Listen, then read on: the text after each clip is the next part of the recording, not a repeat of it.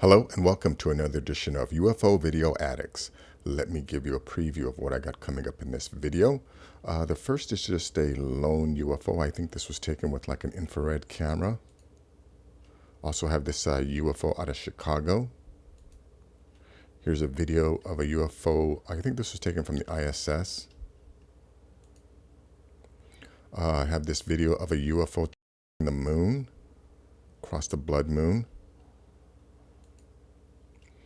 Also have this UFO over Gloucester, Massachusetts.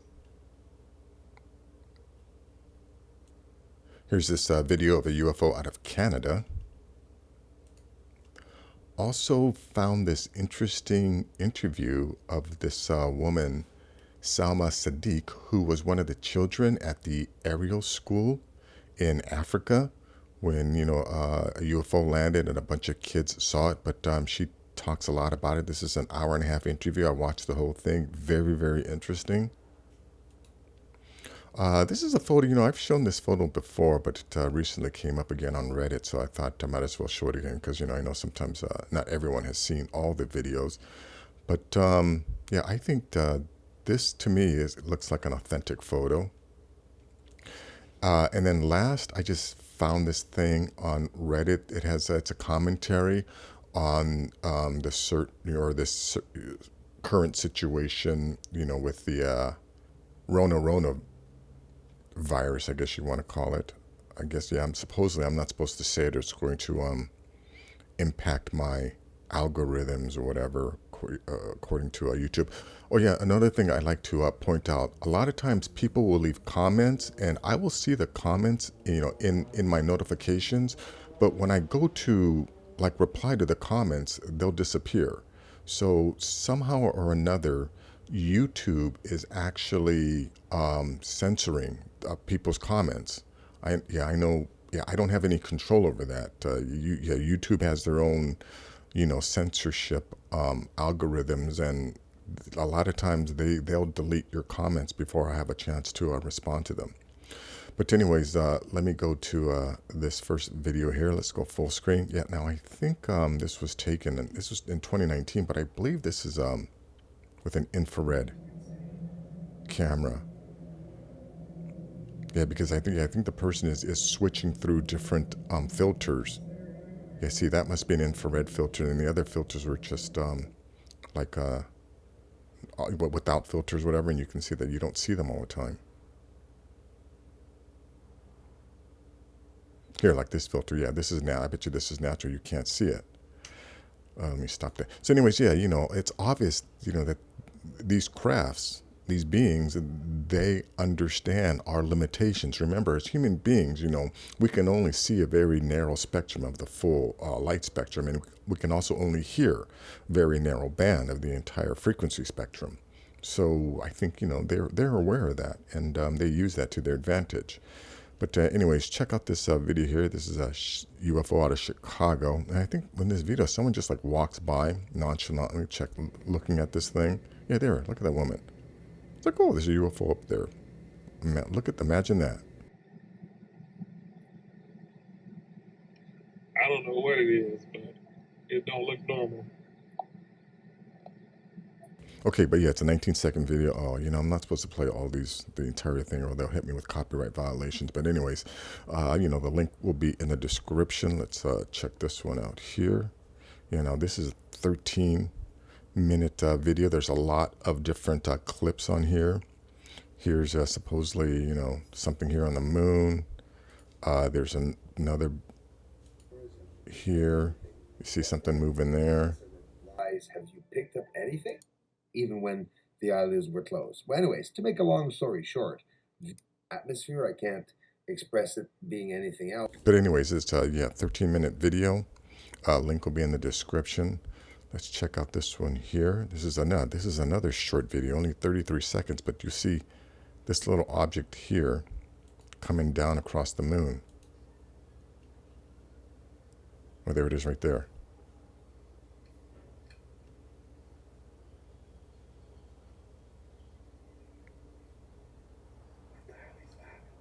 Yeah, and with the way a camera works, right? If whatever that thing was, if it was in our atmosphere, it would be out of focus. You wouldn't be able to see it. When the person is focused on the moon, then you can see it, which indicates that that object is closer to the moon than to us. But anyways, link will be in the description. Let's go to this video here. This is a UFO over Gloucester. I wonder if they spelled that wrong. I think this is supposed to be Gloucester, Massachusetts.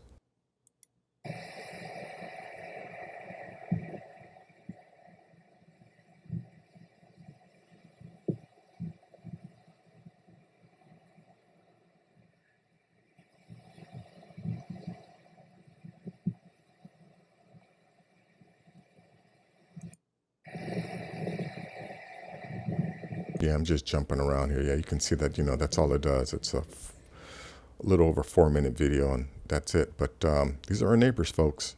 Our neighbors. We're not alone on the planet. Let's see. Let's check out this one here. This is, what the heck is that? Canada, June 2021. Let me go full screen.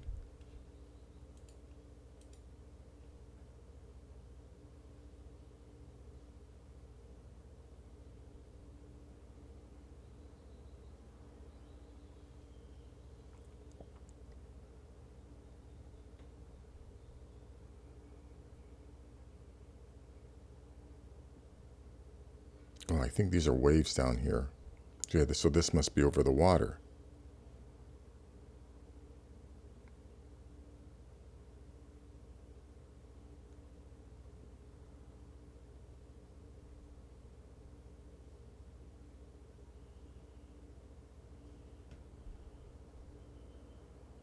Yeah, I don't know why this guy's filming down here. The object is above him.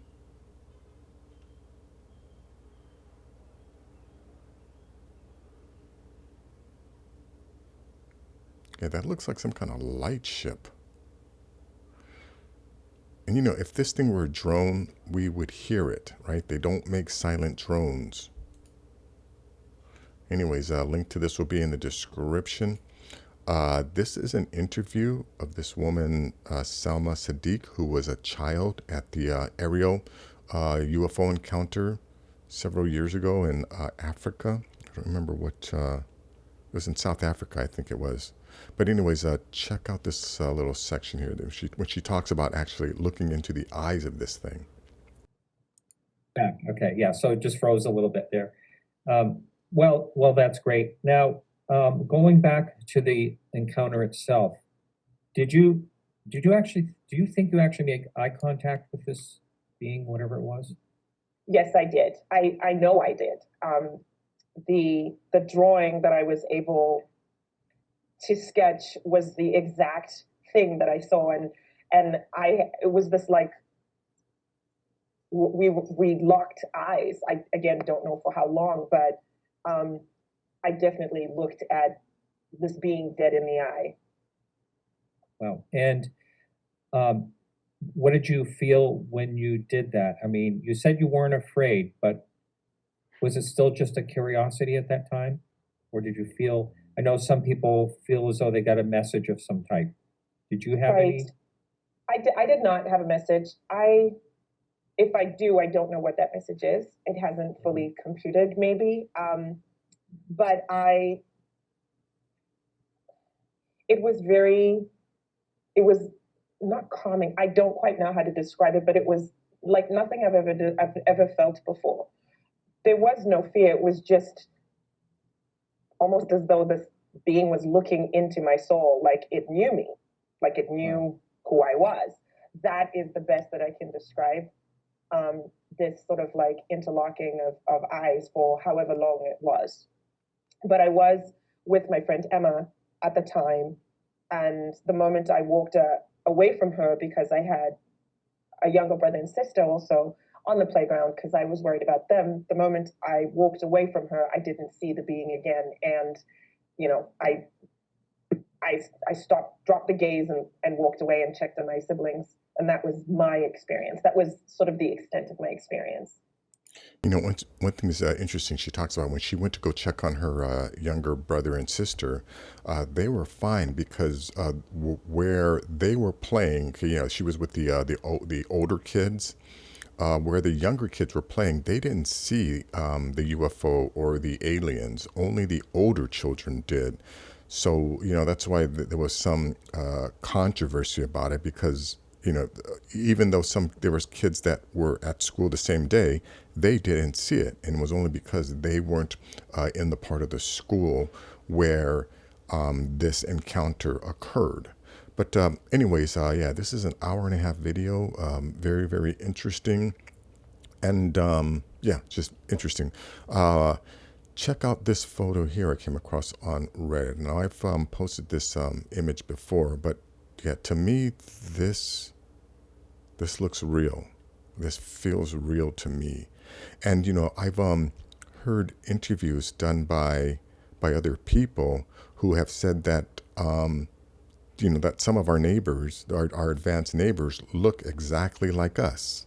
And these beings are clones that were created by them in order to perform functions in space, because our anatomy is not designed to travel in an atmosphere without gravity. So I don't know if people are aware of this, but a lot of times astronauts who spend a lot of time in space, their eyesight is affected because gravity isn't isn't affecting their eyeballs the same way. Our eyeballs are affected by gravity. And also, like, you see those videos of the astronauts always having to work out in space because, yeah, they're not, since they're weightless, their muscles begin to atrophy up there. So, yeah, like I said, our anatomy is not designed for space travel.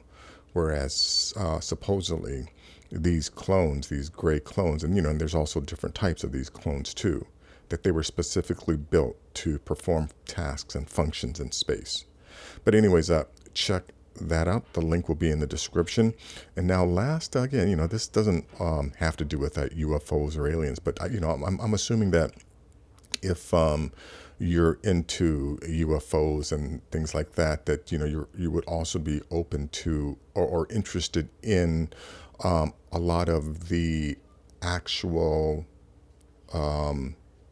happenings, of what's going on. I guess the actual ruling elite, what the power players are actually doing. And I found this little clip here that this guy, Christopher Lagan, I have no idea who he is, but I thought, what he posted here was very interesting, very illuminating, and truthful. Here's this comment. He says, "I've been wondering if there was a nefarious motivation behind the vax. If I were a sociopathic oligarch and thought mankind needed to be reduced massively to protect the earth, would I use the vax to cause a mass die-off, or would I cause mass sterilization? While either approach would cause huge turmoil, the mass sterilization might cause the least disruption." Okay, now that's just the first paragraph. Now let me get down to, basically what he's saying. In short, by virtue of stuffing their pockets and pushing everyone else around, the elite consider themselves a master race, a kind of global livestock breeding association to which the rest of the species is nothing but a herd of docile cattle to be bred for servility and barely enough intelligence to follow orders. This has been clearly and irrefutably documented by, for example, the white genocide agenda described a century ago by R.N. Krotohove, Calgary, originally funded by the Rothschilds, Warburgs, and other international banksters, and now pursued as international policy throughout the Western world. It's easy to see where this leads, and it's nowhere good. Personally, I'm willing, if necessary, to do severe physical harm to anyone attempting to force one of these injections on me, and the same should be true of any other decent, self-respecting person. Yeah, now, I've said this before. For me, I definitely don't, would never get injected, but I don't think, when these people say that the world is overpopulated, I don't think they're wrong. So, yeah, if there are, people who are willing to take this vaccine, again, with all the information out there, my feeling is let them. There's too many mindless fucking sheep anyway. So, if a few of them can't produce or a few of them die off, I mean, yeah, personally, I don't really care. So, yeah, that's just the simple truth of the matter. But anyways, you know, what this guy has to say is very interesting. So check it out. I will leave a link in the description. But that is going to be it for this video. If you like things like this, please give this video a thumbs up. Please share this video. And if you're new to the channel, please subscribe. I'll have more things like this. Take care.